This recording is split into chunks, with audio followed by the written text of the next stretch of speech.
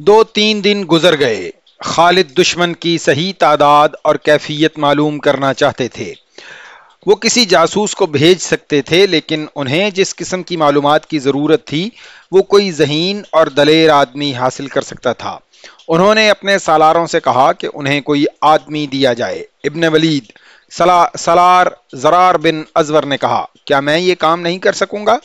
خدا کی قسم، مجھ سے بہتر یہ کوئی کام اور نہیں کر سکے گا۔ زرار وہ سالار تھے جنہوں نے بصرہ کے معرکے میں اپنی نہ صرف زرہ اتار پھینکی بلکہ قمیض بھی اتار کر کمر تک برہنہ ہو گئے، اور ایسے جوش سے لڑے تھے کہ سارے لشکر کے جوش و جذبے میں بے پناہ اضافہ ہو گیا تھا۔ ہاں ابن الازور، خالد نے کہا، تمہارے سوا یہ کام اور کون کر سکتا ہے؟ تم ہی بہتر جانتے ہو کہ تمہیں وہاں کیا دیکھنا ہے۔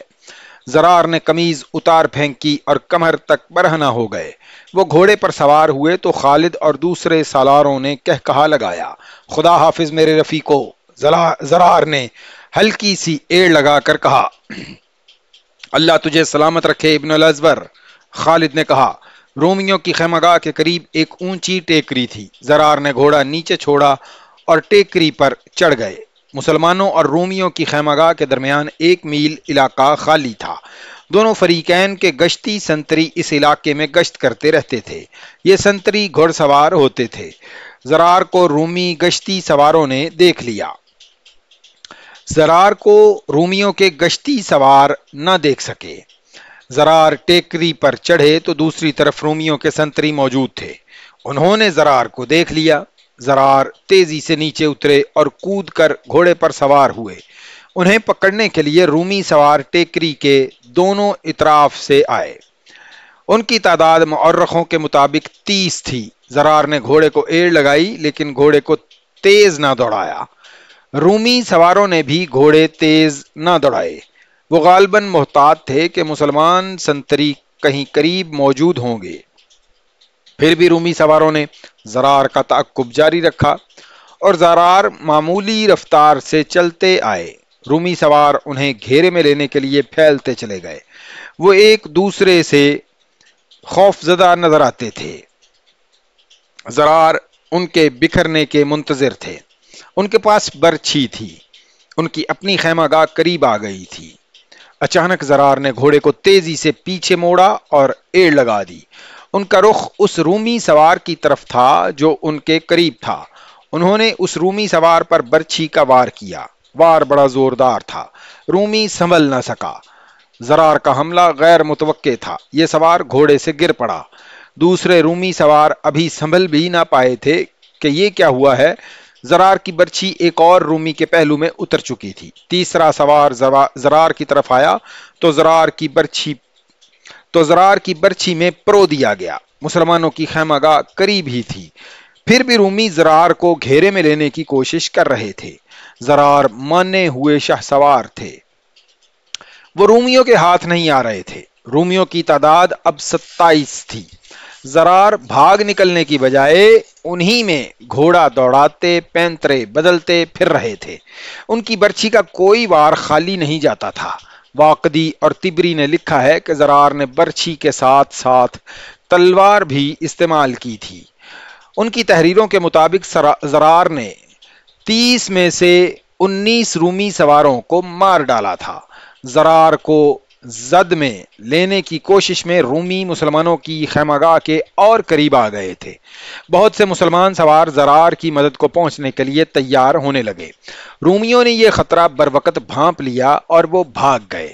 زرار جب اپنی خیمہ گاہ میں داخل ہوئے تو مجاہدین نے داد تحسین کا شور و غوغا بپا کر کے ان کا استقبال کیا، لیکن خالد کے سامنے گئے تو خالد کے چہرے پر خفگی تھی۔ کیا میں نے تجھے کسی اور کام کے لیے نہیں بھیجا تھا؟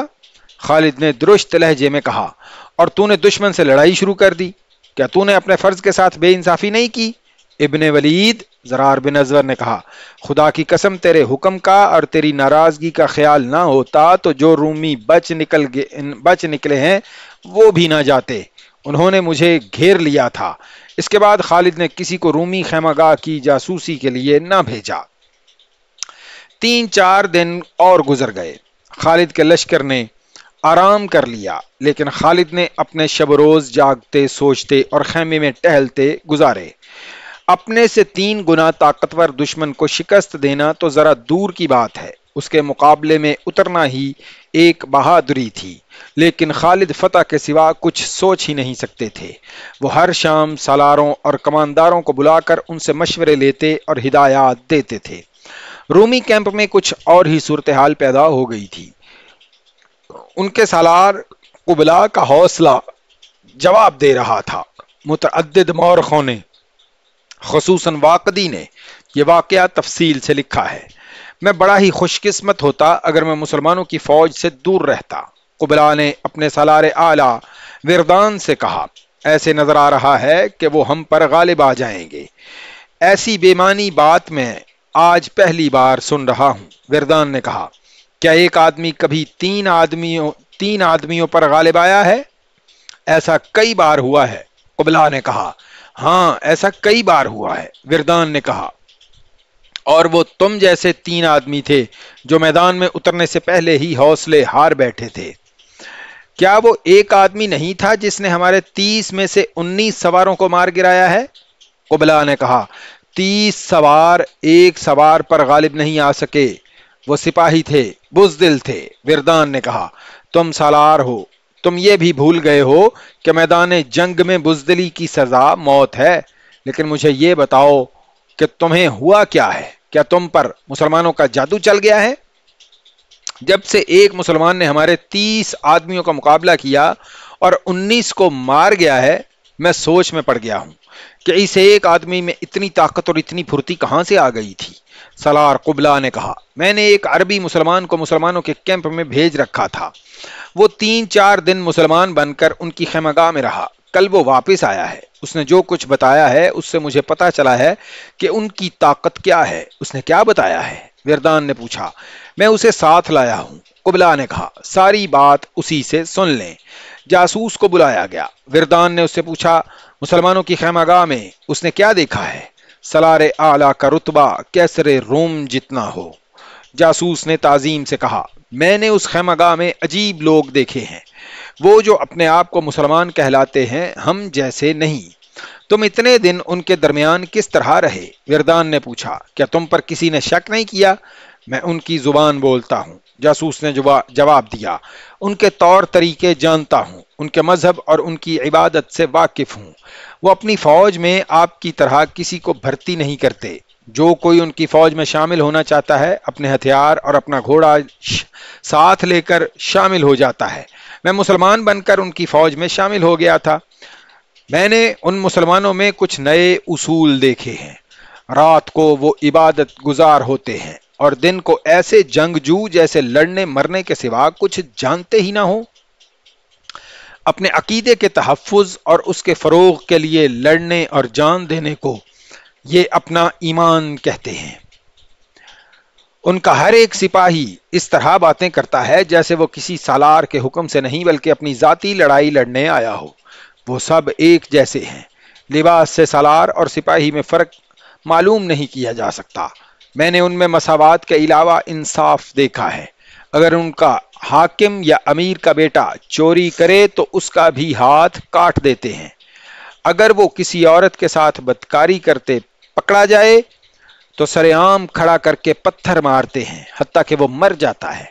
یہ لوگ اتنے مطمئن ہیں کہ انہیں کوئی فکر اور کوئی پریشانی نہیں۔ سالار اعلیٰ اگر مجھے معاف کر دیں تو کہوں، ہماری فوج میں وہ وصف نہیں جو میں مسلمانوں میں دیکھ کر آیا ہوں۔ مسلمانوں کا کوئی بادشاہ نہیں۔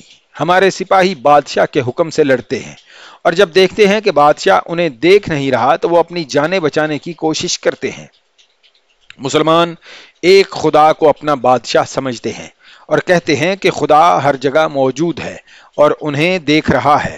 مشہور مورخ طبری نے لکھا ہے کہ قبلا بول پڑا۔ اس نے کہا، میں کہتا ہوں میں اس زمین کے نیچے چلا جاؤں جس زمین پر ان سے مقابلہ کرنا پڑے، کاش میں ان کے قریب نہ جا سکوں۔ نہ خدا ان کے خلاف میری نہ میرے خلاف ان کی مدد کرے۔ وردان نے قبلا سے کہا کہ اسے لڑنا پڑے گا، لیکن قبلا کا لڑنے کا جذبہ ماند پڑ گیا تھا۔